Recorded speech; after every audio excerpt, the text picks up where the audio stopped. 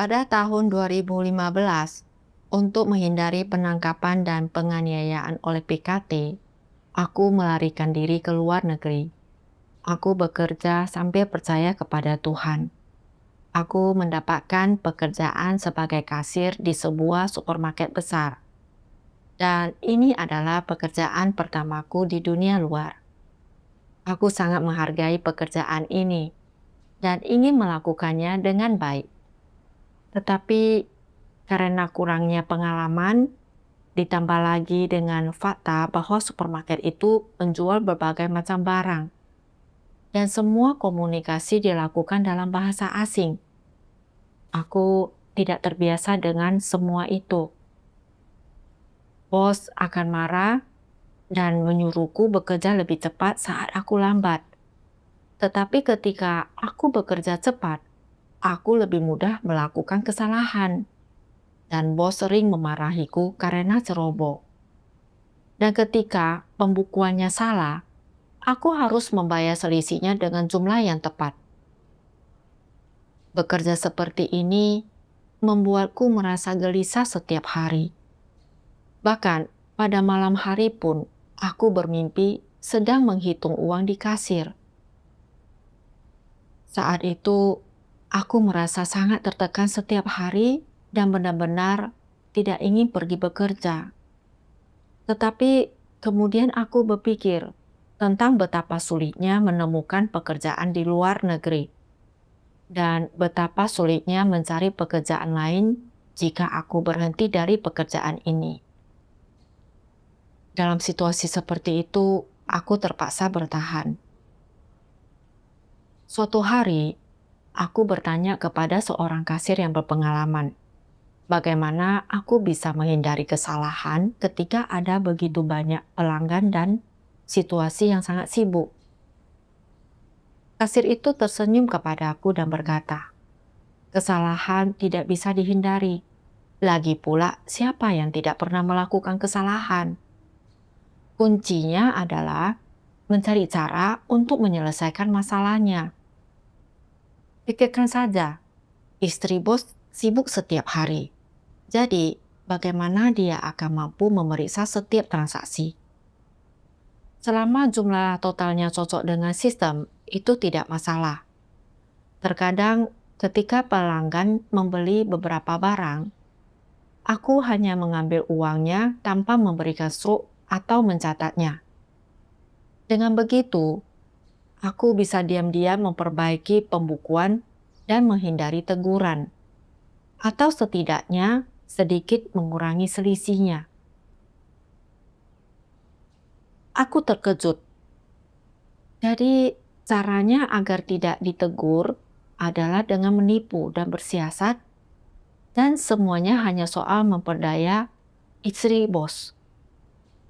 Aku tidak bisa menerimanya dalam hatiku. Aku percaya kepada Tuhan dan harus menjadi orang yang jujur. Kelicikan dan tipu daya dibenci oleh Tuhan. Jadi, aku tidak bisa melakukan itu. Aku harus tetap teliti dan melakukan pekerjaanku dengan baik. Dengan begitu, pikiranku bisa tenang. Namun, meskipun aku sudah berhati-hati dan teliti, ketika ada banyak pelanggan dan situasinya sedang sibuk, kesalahan masih tidak bisa dihindari. Suatu hari, bos memperingatkanku lagi. Jika kau membuat kesalahan lagi, kau harus mengganti 3 kali lipat dari jumlahnya, atau kau akan dipecat.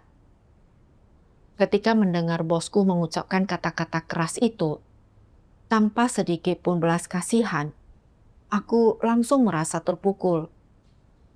Jika aku tidak segera menemukan solusi, aku akan dipecat. Jadi aku mulai melakukan hal-hal seperti yang dilakukan kasir yang lebih berpengalaman itu. Ketika aku melihat selisih dalam pembukuan, aku mengambil uangnya saja tanpa memberikan struk ketika pelanggan membeli barang-barang kecil. Dengan cara ini, jumlah uangnya akan seimbang dan tidak akan ada catatan di sistem komputer. Dan setelah selisihnya cukup tertutupi, Aku kembali menjalankan prosedur kasir seperti biasa. Pada awalnya, aku sangat gugup dan takut ada orang yang mengetahuinya. Karena bagaimanapun juga, mesin kasir berada tepat di bawah kamera CCTV.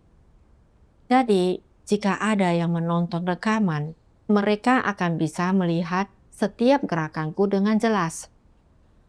Terkadang, bosku datang dan bertanya, "Kenapa kau tidak memberikan sup kepada pelanggan itu?" Dan aku dengan cepat bersikap acuh tak acuh dan berkata, "Mereka bilang itu hanya jumlah kecil, jadi mereka tidak membutuhkan struk, dan aku pun lupa." Setelah mendengar itu, bosku tidak mengatakan apa-apa lagi. Menutupi selisih uang pun berjalan mulus dengan cara ini. Namun bagaimanapun juga, aku masih merasa tidak senang terhadap hal itu. Saat aku tiba di rumah, aku langsung jatuh ke tempat tidur, memikirkan bahwa aku adalah orang yang percaya kepada Tuhan. Dan seharusnya aku mengatakan yang sebenarnya serta menjadi orang yang jujur. Tetapi aku tidak pernah menyangka prinsipku akan runtuh begitu mudahnya karena kepentingan pribadi. Aku merasa sedikit bersalah dan hati nuraniku gelisah.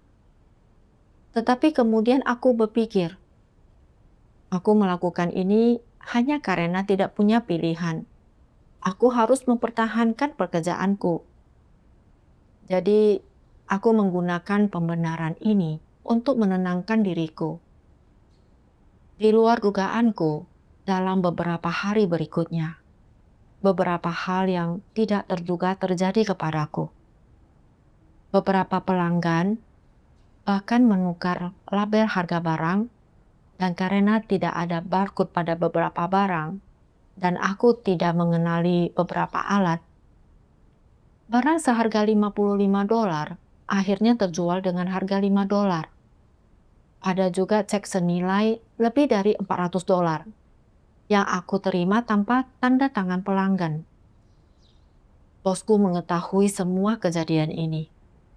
Aku terperangah berpikir, bagaimana mungkin aku membuat begitu banyak kesalahan yang melibatkan jumlah uang sebesar itu? Setelah mendengar tentang hal ini, bosku berkata dengan kasar, "Habislah kau. Nanti akan kuperiksa rekaman CCTV agar aku bisa melihat bagaimana kau membuat kesalahan-kesalahan ini. Jika uangnya tidak kembali, kau harus menggantinya 3 kali lipat." Saat itu, aku merasa sudah tamat, bahwa aku mungkin akan kehilangan pekerjaanku dan semua uang yang kudapatkan dengan susah payah harus dikembalikan. Aku merasa semuanya hancur berantakan. Ketika aku tiba di rumah, aku tidak bisa tenang dan merasa tidak berdaya. Aku tidak tahu bagaimana cara mengganti kerugian ini. Tetapi aku menyadari bahwa ada maksud Tuhan di balik situasi-situasi ini. Jadi, aku menghampiri Tuhan dan berdoa, meminta Tuhan membimbingku dan memberiku pencerahan agar aku bisa memahami maksudnya, sehingga aku tahu bagaimana cara bertindak dengan tepat. Setelah berdoa, aku membaca satu bagian dari firman Tuhan. Tuhan Yang Maha Kuasa berfirman, "Engkau semua harus tahu bahwa Tuhan menyukai orang yang jujur. Tuhan memiliki esensi kesetiaan, jadi firman-Nya selalu bisa dipercaya. Terlebih lagi, tindakannya tidak bercela dan tidak dapat diragukan. Inilah sebabnya Tuhan menyukai mereka yang sepenuhnya jujur kepadanya." Kejujuran berarti memberikan hatimu kepada Tuhan, tidak bersikap palsu terhadap Tuhan dalam hal apapun, terbuka kepadanya dalam segala hal, tidak pernah menyembunyikan fakta, tidak berusaha menipu orang-orang di atasmu, dan menyembunyikan sesuatu dari orang-orang di bawahmu, dan tidak melakukan sesuatu hanya demi menjilat Tuhan. Singkatnya, jujur berarti murni dalam tindakan dan perkataanmu, dan tidak menipu Tuhan maupun manusia. Ya, esensi Tuhan adalah kudus dan setia, dan Dia berbicara dengan jujur. Tuhan mengasihi orang-orang yang jujur. Dia berkata bahwa hanya dengan menjadi orang yang jujur, kita bisa diselamatkan dan masuk ke dalam kerajaan surga. Sebagai orang Kristen, aku harus menerapkan sikap yang jujur sesuai dengan firman Tuhan. Menerima pemeriksaan Tuhan dalam segala hal dan menyebut sesuatu sebagaimana adanya, serta tidak pernah berbuat licik.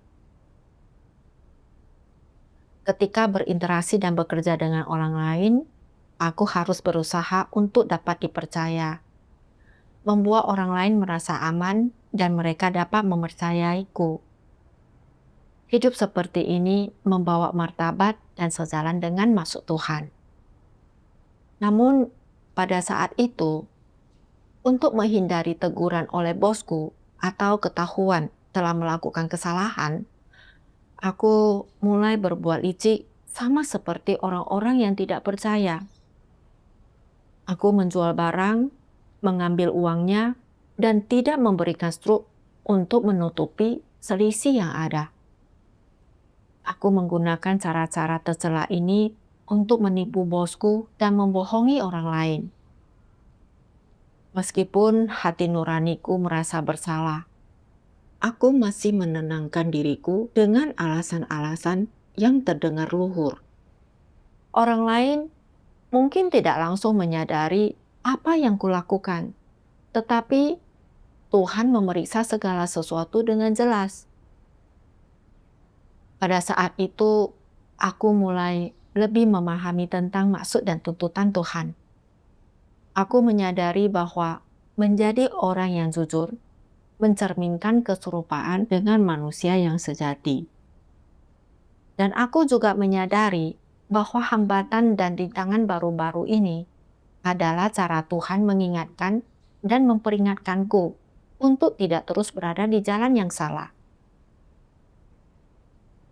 Setelah itu, aku mulai merenung, bertanya kepada diriku sendiri, apa yang membuatku bersedia mengikuti orang-orang di sekitarku dalam berbuat licik? Apa yang mengendalikan diriku? Saat mencari, aku membaca firman Tuhan yang berkata, Tuhan Yang Maha Kuasa berfirman, "Mengapa orang memilih untuk berbuat licik? Karena mereka ingin mencapai tujuan mereka sendiri, ingin mencapai sasaran mereka sendiri, jadi mereka menggunakan beberapa cara yang curang. Ketika menggunakan cara-cara ini, mereka tidak terbuka dan terang-terangan, dan mereka bukanlah orang yang jujur.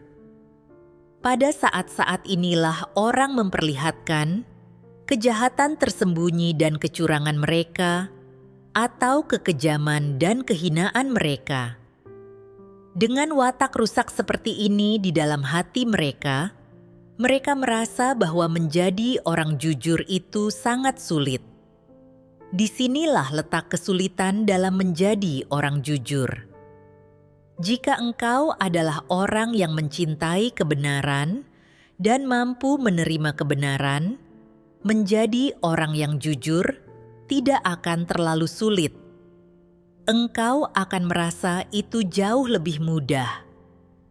Mereka yang memiliki pengalaman pribadi tahu betul bahwa penghalang terbesar untuk menjadi orang yang jujur adalah kejahatan terselubung manusia, kelicikan, niat jahat, dan niat tercela mereka. Selama watak-watak rusak ini masih ada, menjadi orang jujur akan sangat sulit. saat merenungkan firman Tuhan, aku pun tenggelam dalam pemikiran yang mendalam. Ternyata aku berbuat licik untuk melindungi kepentingan pribadiku. Ketika dihadapkan dengan kehilangan uang dan harga diri, bahkan risiko kehilangan pekerjaanku, aku mulai berbuat licik dan menipu. Bahkan aku merugikan kepentingan orang lain untuk menutupi kesalahan-kesalahanku. Lebih parahnya lagi, bahkan rasa bersalah dalam hati nuraniku pun tidak menyadarkanku. Aku berpikir bahwa semua orang pun menipu seperti ini. Jadi, tindakanku tidak melewati batas. Setelah aku melakukan kesalahan, aku melakukan tipu daya dan berbuat licik, bahkan aku tidak merasa malu, tetapi justru menemukan alasan yang terdengar mulia untuk diriku sendiri. Aku benar-benar tidak memiliki kemanusiaan. Aku hidup menurut watak rusak iblis dalam diriku, dengan berbohong dan menipu. Hal ini membuat Tuhan membenciku dan menyebabkan rasa sakit yang luar biasa kepadaku. Hanya dengan bertobat kepada Tuhan dan fokus pada mengatakan yang sebenarnya, serta bersikap jujur, aku bisa menemukan kedamaian dan tidak merasa lelah. Tuhan menggunakan situasi-situasi ini untuk membangunkan hatiku yang mati rasa. Dan aku tidak boleh berbohong atau menipu lagi. Kehilangan uang atau harga diri itu masalah kecil, tetapi kehilangan martabat dan integritas itu persoalan serius. Dengan pemikiran ini, aku memutuskan untuk bertanggung jawab. Dan aku menggunakan gajiku di bulan itu untuk mengganti kerugian ini. Secara tidak terduga, anggota staf lain di supermarket mengenali orang yang belum menandatangani cek dengan menonton rekaman CCTV. Dan mereka mendapatkan cara untuk menemukan orang itu. Mengenai alat-alat yang aku jual secara keliru, istri bos berkata bahwa pelanggan juga memiliki tanggung jawab. Dan karena aku masih muda, aku memang belum bisa diharapkan mampu mengenali beberapa alat. Jadi, aku hanya diminta untuk mengganti setengah dari jumlahnya. Masalah-masalah ini akhirnya terselesaikan dengan mudah. Aku tahu Tuhanlah yang mengatur dan menata orang-orang, peristiwa, dan hal-hal di sekitarku untuk membantuku. Aku mengungkapkan rasa syukurku yang tulus dan memuji Tuhan. Dan imanku untuk menjadi orang yang jujur pun dikuatkan. Suatu malam, saat memeriksa pembukuan, aku menyadari bahwa aku kekurangan $8. Aku berpikir, apakah semalam aku memasukkan terlalu banyak uang kas? Tidak. Apakah mungkin ada beberapa kupon yang belum dihitung? Tidak. Apakah ada kesalahan dalam pembukuan? Tidak. Aku memikirkannya dari berbagai sudut, tetapi tetap tidak bisa menemukan di mana letak kesalahannya. Aku diliputi kecemasan, memikirkan bagaimana aku akan ditegur oleh istri bos besok. Dan aku merasa tertekan serta cemas. Bosku pernah berkata bahwa jika aku membuat kesalahan lagi, aku akan dipecat. Dan sekarang, karena aku membuat kesalahan lagi, aku merasa tidak yakin apakah aku akan bisa mempertahankan pekerjaanku. Namun kemudian aku berpikir, biasanya istri bos hanya memeriksa pembukuan setiap 2 atau 3 hari sekali. Jadi dia mungkin tidak akan memeriksa hari ini. Besok aku bisa mencari kesempatan untuk menutupi uang tersebut. Dengan begitu, aku tidak akan ditegur atau kehilangan pekerjaanku. Namun ketika aku memikirkan bahwa aku sudah bertekad di hadapan Tuhan untuk mengatakan yang sebenarnya dan jujur, aku merasa sedikit bersalah. Setibanya di rumah, aku kembali berdoa kepada Tuhan tentang kesulitanku. Memohon kepada Tuhan untuk membimbingku lagi dan memberikan jalan ke depan. Setelah berdoa, aku membaca firman Tuhan yang berkata, Tuhan Yang Maha Kuasa berfirman, ketika orang hidup di dunia ini, di bawah pengaruh iblis, dikuasai dan dikendalikan oleh kekuatan iblis, mustahil bagi mereka untuk bersikap jujur. Mereka hanya bisa menjadi makin licik. Hidup di tengah manusia yang rusak ini, menjadi orang yang jujur memang banyak kesulitannya, dan mungkin juga akan diejek, difitnah, dihakimi, bahkan dikucilkan dan diusir oleh orang tidak percaya, para raja setan, dan setan-setan hidup. Jadi, mungkinkah bertahan hidup sebagai orang yang jujur di dunia ini? Adakah ruang bagi kita untuk bertahan hidup di dunia ini? Ya, kita tentu saja dapat bertahan hidup. Tuhan telah menentukan kita sebelumnya dan memilih kita, dan Dia pasti membukakan jalan keluar bagi kita. Kita percaya kepada Tuhan dan mengikuti Dia sepenuhnya di bawah bimbingannya, dan kita hidup sepenuhnya dengan napas dan hidup yang diberikan oleh-Nya. Karena kita telah menerima kebenaran firman Tuhan, kita memiliki aturan baru tentang cara hidup dan tujuan baru untuk hidup kita.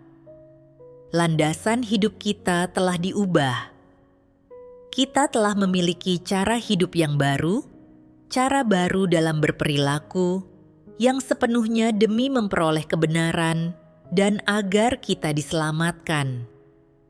Itu berarti kita telah memiliki cara hidup yang baru. Kita hidup untuk melaksanakan tugas kita dengan baik dan memuaskan Tuhan. Ini sama sekali tidak ada kaitannya dengan apa yang kita makan, apa yang kita kenakan, atau di mana kita tinggal. Ini berkaitan dengan apa yang hati kita butuhkan.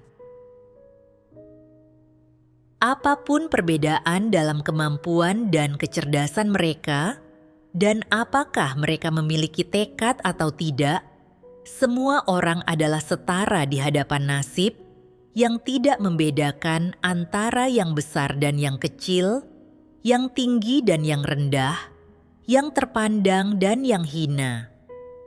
Pekerjaan apa yang ditekuni seseorang, apa yang dilakukannya untuk mencari nafkah, dan seberapa banyak kekayaan yang dimilikinya dalam hidup, tidaklah ditentukan oleh orang tua mereka, bakat mereka, atau upaya dan ambisi mereka, melainkan bergantung pada penetapan Sang Pencipta.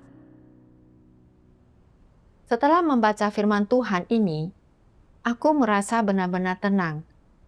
Di dunia yang penuh kejahatan ini, orang-orang bertahan hidup dengan mengandalkan falsafah iblis tentang cara berinteraksi dengan orang lain. Demi kepentingan diri sendiri, kita saling menipu, dan ada pemahaman tentang setiap tindakan harus dibalas dengan setimpal.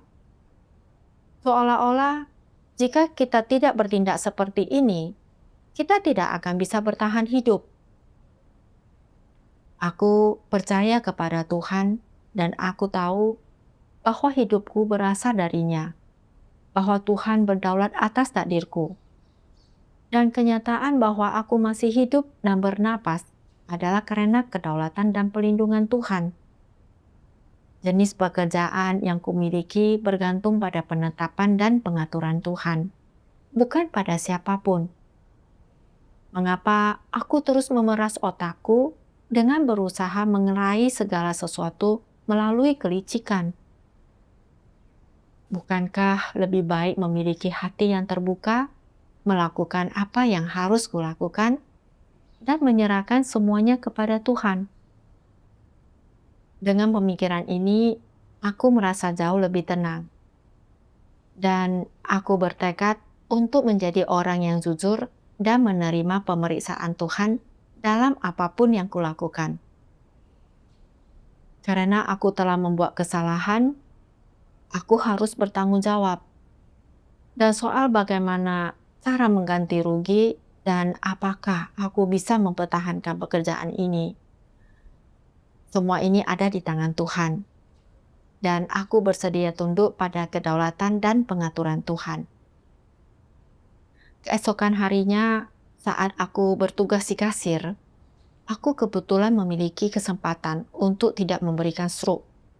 Yang berarti, aku bisa menutupi kekurangan $8 itu. Hatiku kembali terguncang.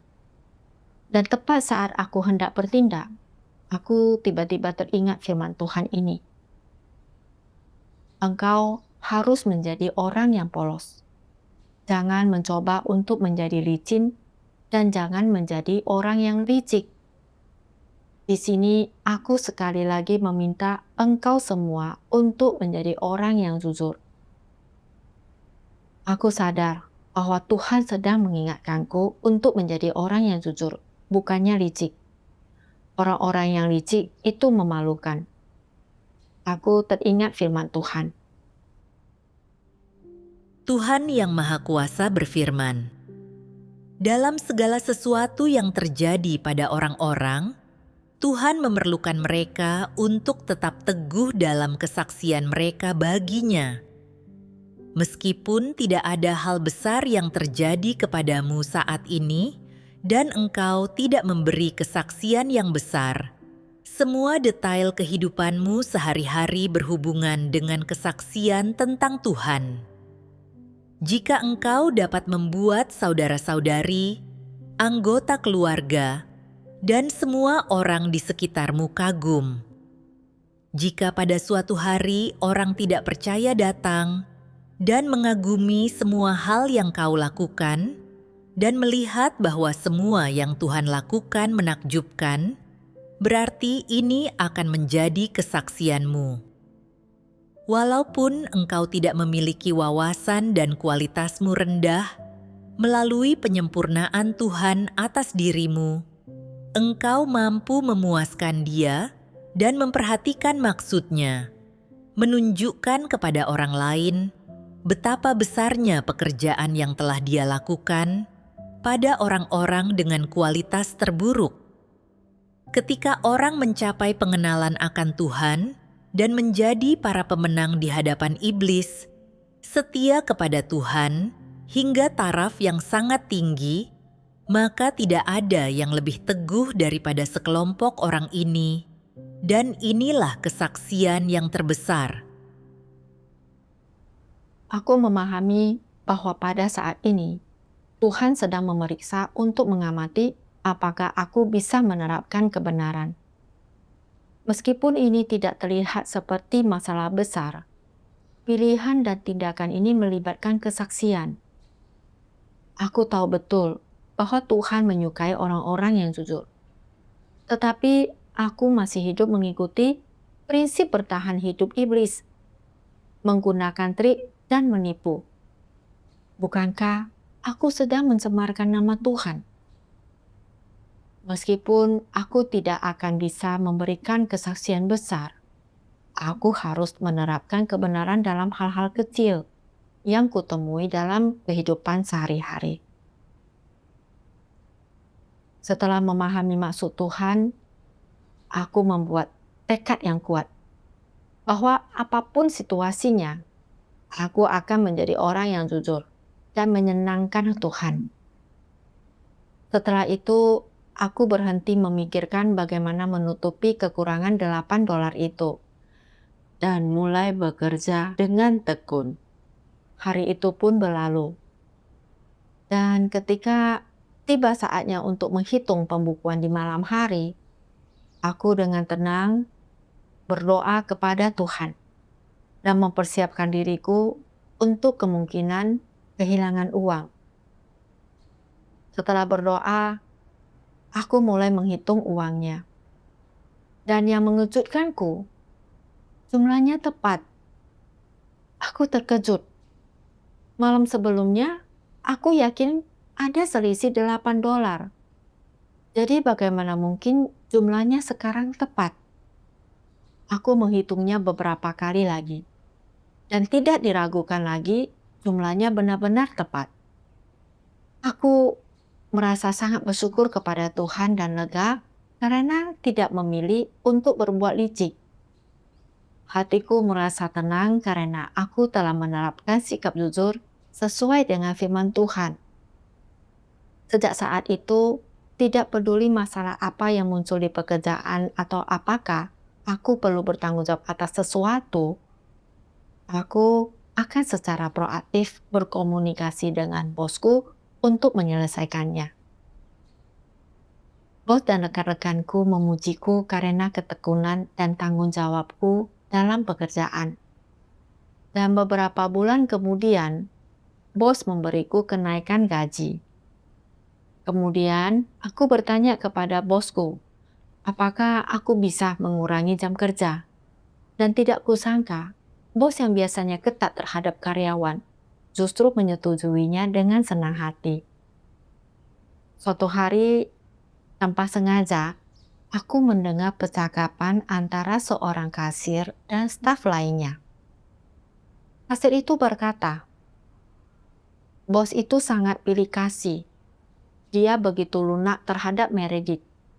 Memberinya kenaikan gaji, mempersingkat jam kerjanya, bahkan membiarkannya menyesuaikan jadwalnya sendiri. Apapun permintaanku, dia langsung menolaknya.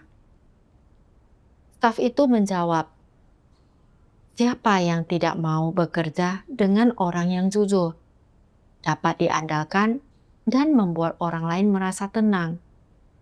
Mendengar ini, aku bersyukur dan memuji Tuhan dari lubuk hatiku yang terdalam. Karena aku tahu bahwa kritik bosku terhadapku telah berubah menjadi rasa hormat dan kepedulian. Bukan karena aku baik, tetapi karena firman Tuhan telah mengubahku. Ketika aku menerapkan menjadi orang yang jujur sesuai dengan firman Tuhan, aku mendapatkan kembali martabatku sebagai manusia dan mendapatkan rasa hormat dari orang lain.